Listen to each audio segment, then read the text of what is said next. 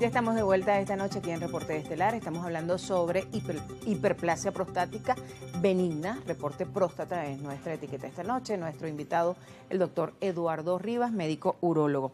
Ahora, doctor, fíjese una cosa. Una de todas las explicaciones que venía dando, me quedan dos interrogantes. Una, ¿qué es lo más temprano en edad, me refiero, que un hombre puede tener una hiperplasia prostática? Y lo otro, si es siempre, porque bueno, el hombre, y lo digo porque uno se relaciona aquí en el canal, en todos lados, pues siempre está rodeado de hombres, y las conversaciones uno las escucha, le tiene, y además hay mucho mito sobre eso, muchos miedos. El hombre le tiene miedo al examen prostático con la palpación, es decir, con el dedo. ¿Es imprescindible ese examen con el dedo o fue sustituido por el examen de sangre? Bueno, vamos por partes. La primera de las preguntas. Fíjate, tú puedes tener a pacientes ya con crecimiento prostático a partir de los 40 años, entre los 40 y los 65 años, tú empiezas a ver que hay una incidencia de esta patología alrededor de un 6-8% Antes de la no población. se produce. Es muy extraña. Es muy extraña y sin embargo, cuando se manifiestan los síntomas, una de las cosas es como la campana de Gauss. O sea, tú vas a tener la mayor población en el concentrado de la campana y probablemente vas a tener en las colitas de la campana alguna presentación. Sin embargo, como te digo, es rara. La mayor vas a tenerla entre los 40, a partir de los 40 años. 40-65 más o menos eso, 6-8%, entre los 65 y los 90 vas a tener un aumento más o menos alrededor del 35%, y ya las personas que logran llegar a 90 años y más de 90 años, entonces alrededor de un 60% padecen de hiperplasia. No todas tienen síntomas, no todas van a tener síntomas. Pero está descrito que alrededor de ese porcentaje va a tener hiperplasia. La siguiente pregunta que tú me haces es que no necesariamente el tacto es imprescindible en todos los pacientes. Tú puedes prescindir de realizar un tacto prostático cuando tú tienes un antígeno muy bajito. Cuando tú tienes un antígeno muy bajito y no tienes sintomatología, tú puedes agarrar y decir, bueno, yo puedo observar a este paciente y tú puedes diferir el tacto, ¿ok? Ahora, si tú tienes una elevación del antígeno prostático inadecuada, sea porque en un breve tiempo aumentó mucho o porque de alguna manera de un año a otro tú dices, bueno, ha aumentado significativamente, de alguna manera tú tienes que hacerle un tacto a este paciente. Ahora, hay unas técnicas que hoy en día son pues menos invasivas, y una es la técnica del HOLEC, que ya la hemos visto que se está implementando, y acá en Venezuela, de hecho la vez pasada cuando usted estaba, la explicaba, ¿no? Sí. Un poco para recordar la técnica del HOLEC. Sí, bueno, fíjate, en cuanto a los tratamientos. Y lo otro es que me llama la atención es ahorita les muestro un poquito de qué se trata esto. Tratamientos médicos, tienes distintas opciones, por supuesto, de terapias de medicamentos, y tienes distintas opciones de terapias quirúrgicas, unas con mayor tasa de éxito que otras, ¿ok?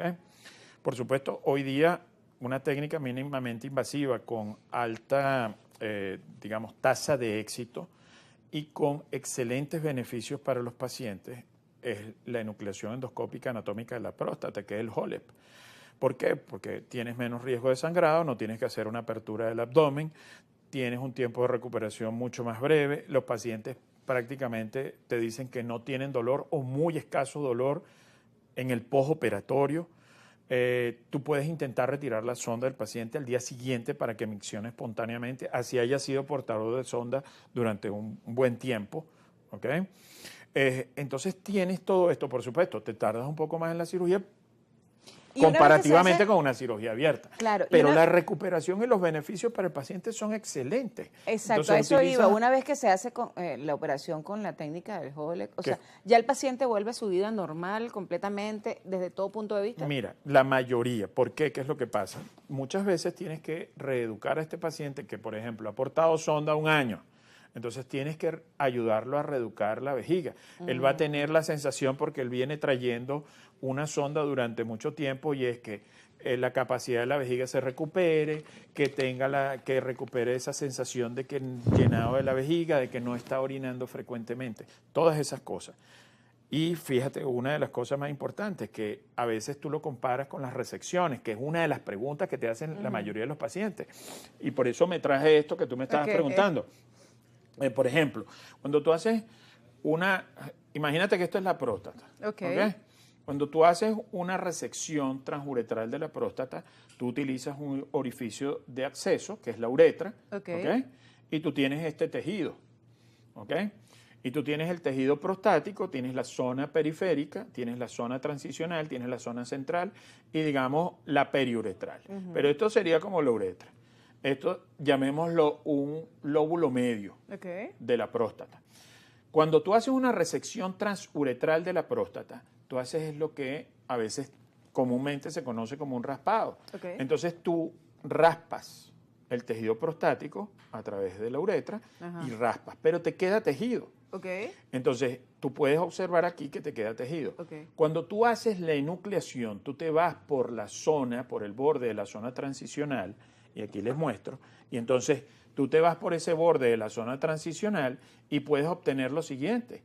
Tú sacas todo, el adenoma, todo lo que creció de la próstata. Entonces, las tasas de reintervención con una enucleación por HoLEP son mucho más bajas que cuando lo haces con una resección transuretral, porque comparativamente tú dejas tejido.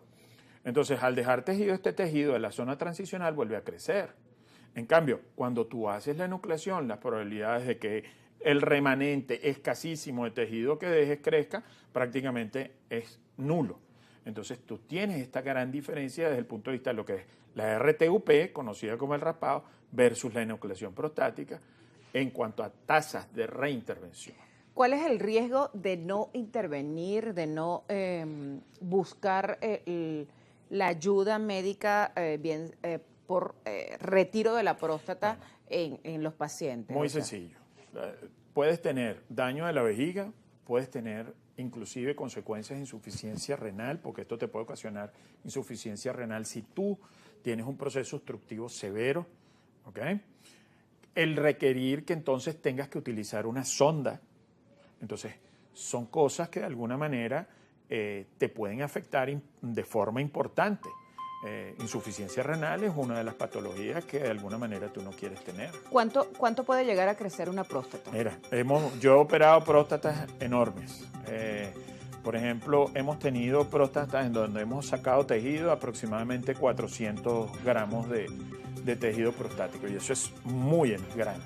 Y por supuesto, hay descritos en la literatura próstatas de 500, 600, 650 gramos.